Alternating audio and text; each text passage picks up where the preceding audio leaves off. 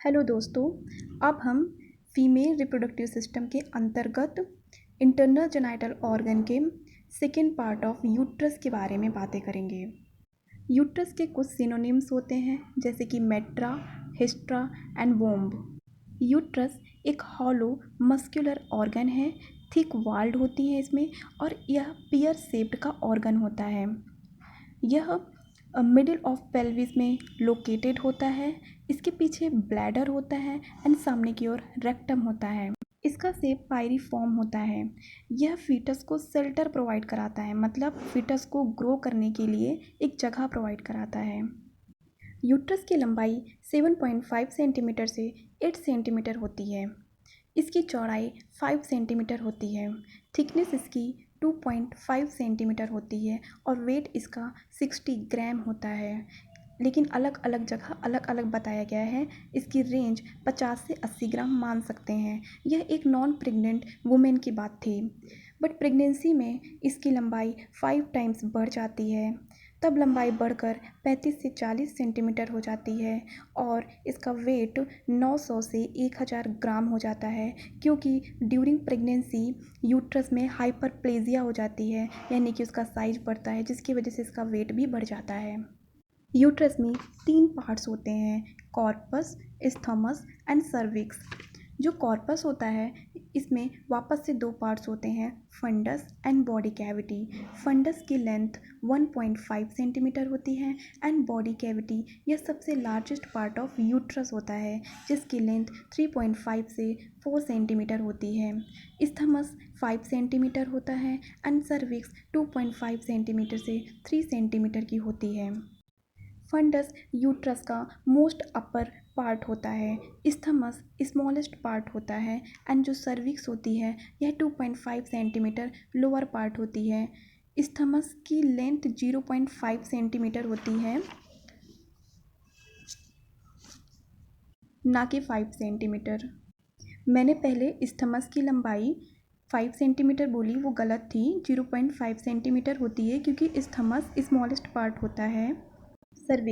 Cervix सबसे नीचे का पार्ट होता है। सर्विक्स में 2 ओपनिंग्स होती हैं एंड इसमें 2 पार्ट्स होते हैं। 2 ओपनिंग्स में इंटरनल ऑस एंड एक्सटर्नल ऑस, और पार्ट्स में एंडोसर्विक्स एंड एक्टोसर्विक्स। एंडोसर्विक्स को सुप्रा वेजाइनल पार्ट्स कहते हैं एंड एक्टोसर्विक्स को वेजाइनल पार्ट कहते हैं। यूट्रस की पोजीशन क्या है? यूट्रस की मेनली 2 पोजीशन होती हैं, anti vertex and anti flexion. Anti vertex में एंगल 90 डिग्री का बनता है। यह एंगल यूट्रस का वेजाइना के साथ होता है, और एंटी फ्लेक्शन में एंगल 120 डिग्री बनता है। यह एंगल यूट्रस का खुद की बॉडी के साथ होता है। रेक्टम, यूट्रस और ब्लैडर के बीच पेरिटोनियम स्किन के फोल्ड प्रेजेंट होते हैं, जो कि पाउच लाइक स्ट्रक्चर का फॉर्मेशन करते हैं। यदि यह फोल्ड रेक्टम और यूट्रस के बीच बनता है तो इस पाउच को रेक्टो यूट्राइन पाउच या फिर पाउच ऑफ डगलस कहते हैं।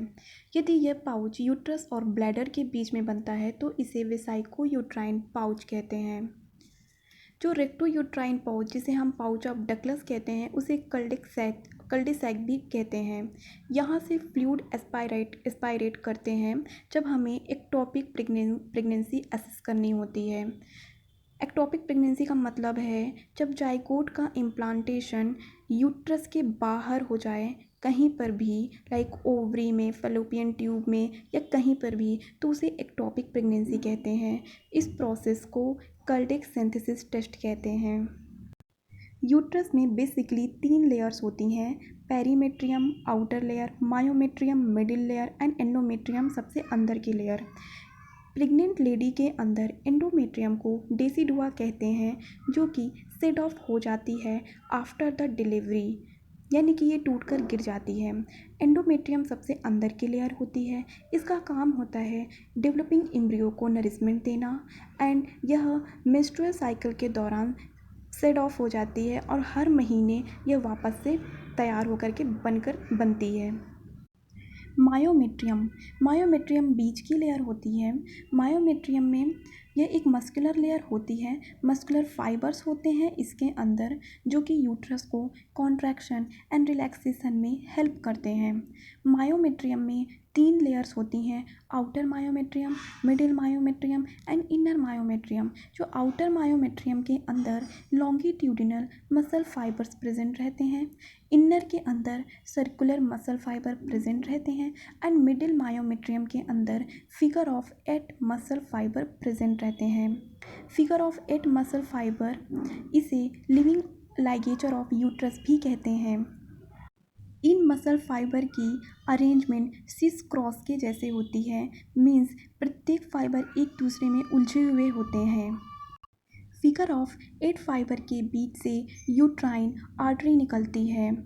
डिलीवरी के बाद ऑक्सीटोसिन जब सीक्रेट होता है तो मसल को वो कॉन्ट्रैक्ट करता है। जब कॉन्ट्रैक्शन आता है तो ये यूट्राइन आर्टरी में कंप्रेस क्रिएट होता है जिससे ब्लीडिंग स्टॉप हो जाती है एंड जो पीपीएच की कंडीशन होती है उससे प्रिवेंट होता है, मतलब पोस्टपार्टम हेमरेज कॉज नहीं होता, इसीलिए इसे लिविंग लाइगेचर ऑफ यूट्रस कहते हैं। यूट्रस की blood supply arteries uterine artery के थ्रू होता है या फिर इंटरनल इलियक आर्टरी के थ्रू होता है। वेन्स में इंटरनल इलियक वेन के द्वारा होता है। लिम्फेटिक्स के अंतर्गत डीप या फिर सुपरफिशियल लिम्फ वेसल्स आते हैं। Nerve supply sympathetic and parasympathetic nerve के थ्रू होती है। Fallopian tube it is the third part of internal genital organ. Fallopian tube को ओविडक्ट भी कहते हैं। यह 2 होती हैं। कम्प्लीटली इसकी जो लंबाई होती है वह 10 सेंटीमीटर होती है या फिर 4 इंच कह सकते हैं। इसके भी सिनोनिम्स होते हैं। इसको सल्पिंजिस के नाम से जानते हैं या फिर मुलेरियन डक्ट भी कहते हैं। इसके 4 पार्ट्स होते हैं, interstitial, isthmus, ampulla and infundibulum part. Interstitial इसकी लंबाई 1.25 सेंटीमीटर एंड डायामीटर 1 mm होता है। इस्थमस की लंबाई 2.5 सेंटीमीटर होती है और ampulla is the largest part, इसकी लंबाई 5 सेंटीमीटर होती है। जो फर्टिलाइजेशन होता है वो एम्पुला वाले पार्ट पर ही होता है। इनफंडिबुलम की लंबाई 1.25 सेंटीमीटर होती है एंड डायामीटर 6 mm होता है। फैलोपियन ट्यूब का सबसे स्मॉलेस्ट पार्ट इंटरस्टिशियल होता है। जैसा कि हमने देखा इंटरस्टिशियल और इनफंडिबुलम दोनों की लंबाई 1.25 सेंटीमीटर बताई गई है, लेकिन डायामीटर दोनों के अलग अलग हैं, जिसमें से इंटरस्टिशियल का डायामीटर इनफंडिबुलम की अपेक्षा कम है, इसलिए इसे सबसे स्मॉलेस्ट पार्ट माना गया है। इनफंडिबुलम इस पार्ट में आगे के साइड पर फिंगर लाइक प्रोजेक्शन पाए जाते हैं, लगभग 25 से 30, जिसे फिम्बरी कहते हैं। अब one largest fimbriae is the ovarian fimbriae. जो सबसे लार्जेस्ट फिम्बरी होती है उसका नाम ओवेरियन फिम्बरी होती है।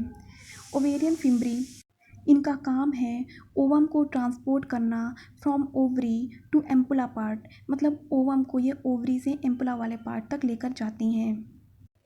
इनफंडिबुलम के relation interiorly, posteriorly and superiorly इसमें पेरिटोनियल कैविटी एंड इंटेस्टाइन होते हैं। Literally side wall of pelvis पाया जाता है।